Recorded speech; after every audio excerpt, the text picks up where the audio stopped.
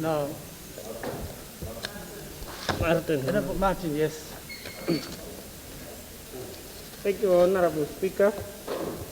Honorable Speaker, I hereby give notice that on Thursday, the 22nd of October 2020, I shall ask the Minister of Work and Transport, Honorable John Motora, the following.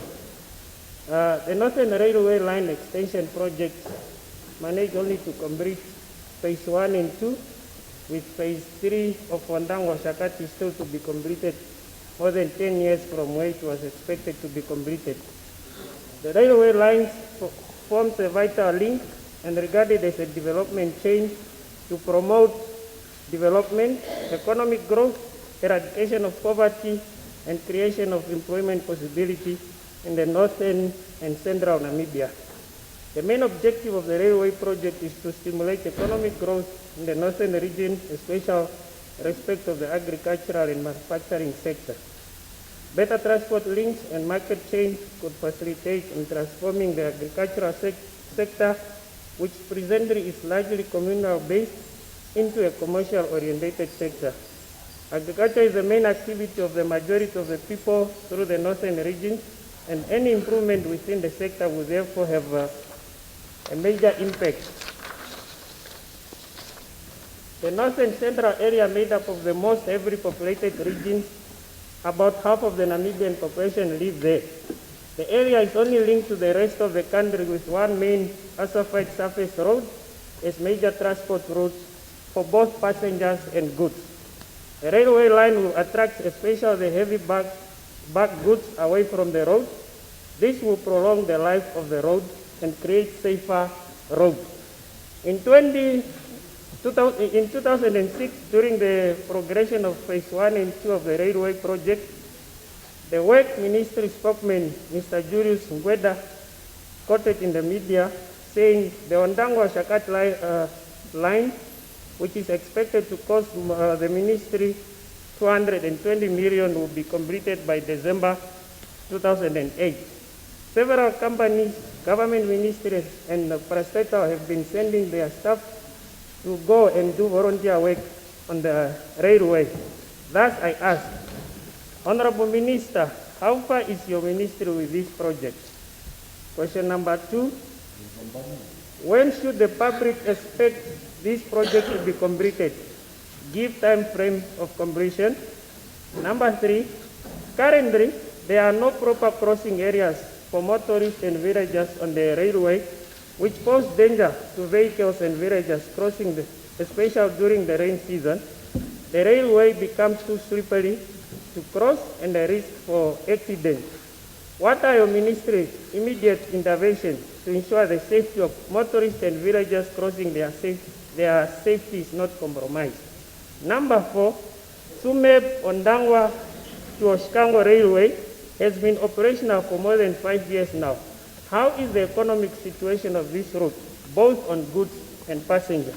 On the same day, Honorable Speaker, on the same day, I hereby give notice that on Thursday, the 22nd October 2020, I shall ask the Minister of Labour, Industrial Relations and Employment Creation, Honorable Utoni Nyoma, following my work visit to Umsati region in August 2020, during Parliament recess, I paid a courteous visit to the Asparagus project farm in the area of Etunda. The project is run and managed by Peruvian. At this project, I encountered workers working in conditions that does not meet the working standards for workers.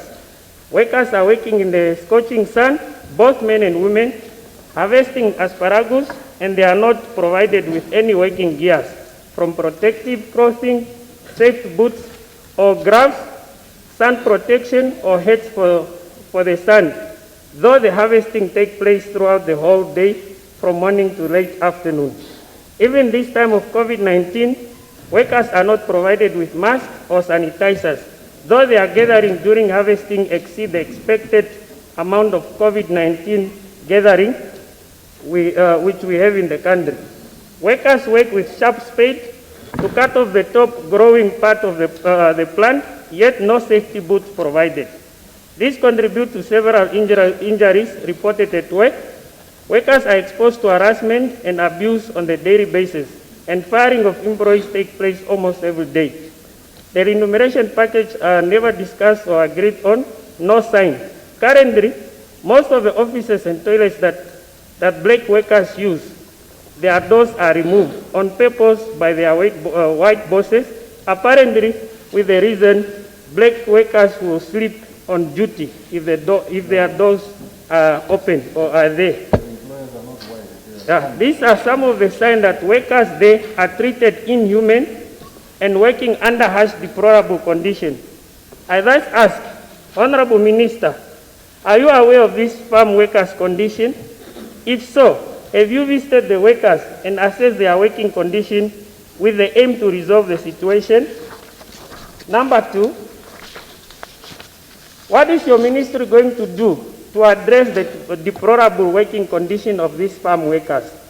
Number 3, do you intend to meet the leadership or management of this project to rescue the situation and address the plight of these workers? If so, when do you intend to visit this project in your capacity as the Minister of Labour, Industrial Relations and Employment Creation? I so submit, Honourable Speaker.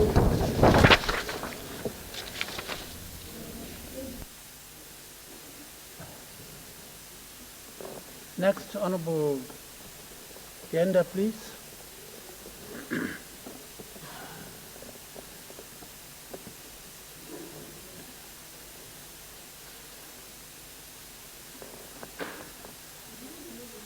Speaker, yes. Yes, I did. Thank you, Honourable Speaker. Honourable Speaker, I have an urgent oral question for the Minister of Urban and Rural Development. Can I have the gist of the question? It's about ECN. I don't know the last time Honourable Peya told me ECN does not fall under that ministry. So I don't know. It's about ECN. Let's hear the question. So to whom will I post it now? To the question Speaker? Is directed to the Minister of Urban. Or to the Prime Minister? No, you need to be precise. You need to decide. You need to be precise. Okay. To whom do you direct the question? To the Speaker. Well, to the Speaker. Yes. Well, this is very unusual. Yes. It is I'll urgent. take note, but I'm not going to respond to the question. I'm sure you are aware. I will have to redirect the question you are putting to me. ECN. Or to, yes. Honourable Speaker, my question is just that I have just realized that, especially in Walvis Bay, our members have been registered. They have registered cards to vote for this coming up elections, but they are not reflected on the voters' card, and it is everywhere on the voters' roll. So, Honourable Minister, it is especially in Luderitz and in Walvis Bay. So I just want the ECN to be on record and to tell the nation whether these people who are having voters' cards but who are not on the voters' rolls will be indeed allowed to vote this coming elections. I thank you. Thank you. We'll take note of that question and direct it to ECN for them to formally respond. Thank you. Honourable Venani. Honourable Speaker, I crave for your indulgence to, under Rule 91 of the Standing Rules and Orders, to ask an urgent oral question to the Deputy Minister in the Office of the Vice President, the Honourable Royal Puikoko. Let's hear the gist of the question. Yes, Honourable Speaker, it has been reported to my office that over 280 marginalized students falling under the Office of the Vice President that are ordinarily funded by the Office of the Vice President in terms of their tuition, accommodation, and other needed support for them, that for the last 10 months, these 280 students have not received any benefit that they are supposed to receive from the Office of the Vice President. Honourable Deputy Minister, could you enlighten us why the Office of the Vice President has withdrawn any financial support to those marginalized students that ordinarily are supposed to benefit under the program. Thank very you. much.